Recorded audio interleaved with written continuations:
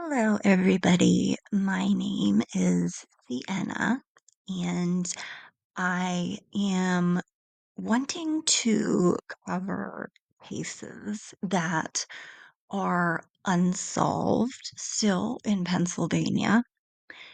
And this case that I'm going to be talking about today really has weighed on my mind ever since I found out about it because I would have been the same age as the two young men that I have pictured here. Um, their names are Scott Fosnaught and Shawn Baur, and they were both unalived in July of 2002 in Butler County, Pennsylvania. And since 2002, these two young men's families have not heard any updates, no clue on who may have done this. And I want to talk about the area that the boys were found in. It is a very rural area. Um, Most of Western Pennsylvania is very rural, with the exception being the city of Pittsburgh and the city of Erie. But everything else is very wooded, and there's a lot of hunting and fishing, things of that nature. And when you're a teenager and you grow up in rural areas, something that we often did was have parties in the woods. And the night that these two young men were taken from us, they were going home from a party. They were walking home, and it was very late at night and in July, so the weather would have been rather warm. Summers are usually pretty hot and humid in Pennsylvania, and there, it was just a very senseless crime.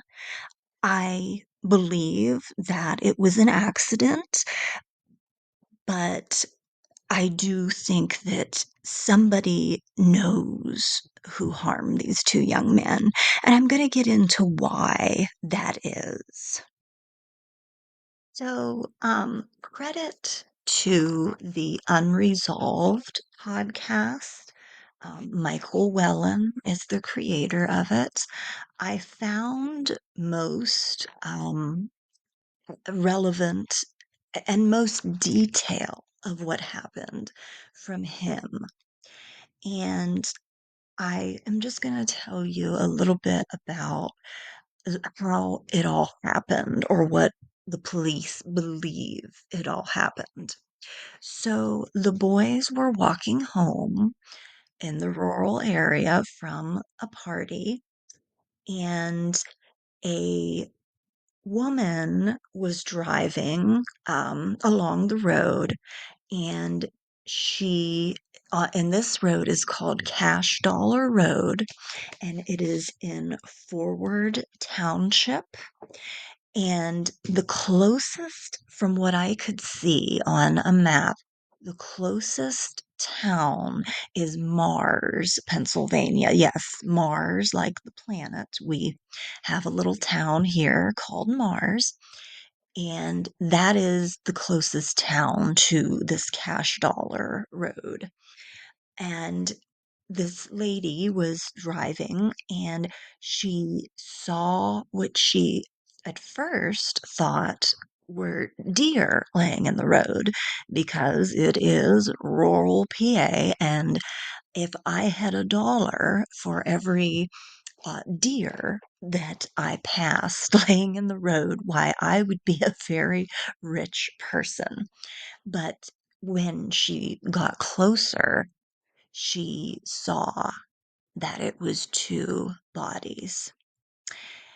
And the people that came to work on them then realized that it was two young teenagers. And what the police believe to have happened is that someone must have hit the boys with their vehicle and did not stay around to offer help, did not call the police, and whoever it was just left them there laying. They may have survived if this person had just called for help. Yes, you hit them, you ran over them, but if you were a person with a conscience, you would have called for help.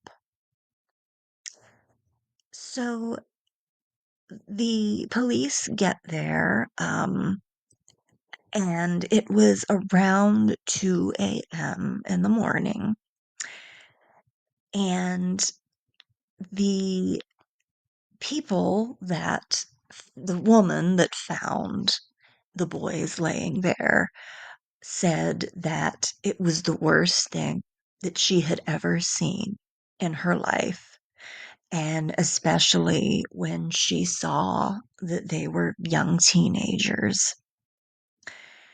The Scott Fosnaught was already gone when they got to the scene. There, unfortunately, was nothing that could be done.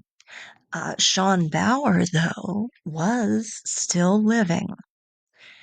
They then took him to, via a helicopter, they took him to the hospital, but unfortunately, he did not make it. The police, of course, at that moment, knew that this was a hit and run. And the thing about the area that we live in here in Western PA is people talk. People talk a lot. Somebody has to know who did this or have an idea of who did this. And the person that did this could have been drinking that night, and that is why they didn't call for help or stop to try to help, because they probably didn't want to get a DUI. The police said, though, that there was no skid marks on the road. So whomever did this didn't try to stop. It can leave you thinking, well, did this person do this on purpose? I truly hope that that's not the case. I truly hope that these boys were not run down intentionally. But there is some more details about this case that I've just found. Um, Shawn Baur, it it looked as though Shawn Baur had not only been hit by the car, but he did have significant head trauma. And, you really have to wonder. I mean, of course, you can get head trauma being run down, but I'm not sure if something else caused that. You know, the sad thing is that In 2002, we didn't have as many cameras around because even nowadays in rural areas, most people have cameras at their house. So if this case had happened now, I think we would see a- at least the license plate.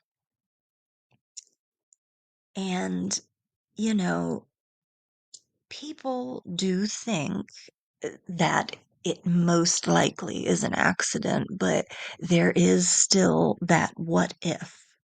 What if somebody who knew that those boys were walking home, what if someone truly intentionally decided to run them down? The Pennsylvania State Police say that they have received many tips, um, but nothing that is credible, nothing that really leads to anything. And as I said, people in this area gossip a lot. And I have to wonder that there must be at least one person who knows what happened. And I know that that one person is the person who hit these boys. You know, these families are just lost. They have been wondering for decades now who did this. I know that this area, um, Western Pennsylvania in general, has a problem with opiates. I'm not sure if I'm allowed to say that word, but I'm not monetized, so hopefully. And I wonder, was the person driving maybe under the influence of not just alcohol, but, also an opiate of some sort? Because in 2002, doctors were very willingly prescribing those out. Uh, it has now been over 20 years. I still think that this case is solvable because the person or people who did this are most likely still alive. The police do believe that this person uh, is a local of the area, or at least in the general vicinity. The area was just not a place that, people from out of town would be driving on because it was just so out in the middle of nowhere.